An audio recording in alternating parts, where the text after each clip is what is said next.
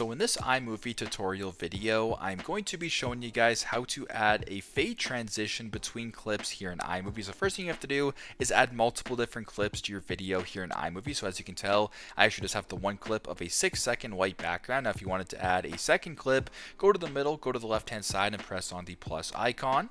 You can go ahead here and add whatever you want. So I'm just going to go ahead and add, how about this background right here, this pattern background of sort of the yellow and the orange and the gold, whatever color it may be. Now by default, it actually makes the transition a dissolve transition. So if you were to play this video right here, it'll dissolve it from the pattern into the white screen right there. So if you wanted to change that, simply just press on the transition itself, go to the bottom right, press on where it says fade.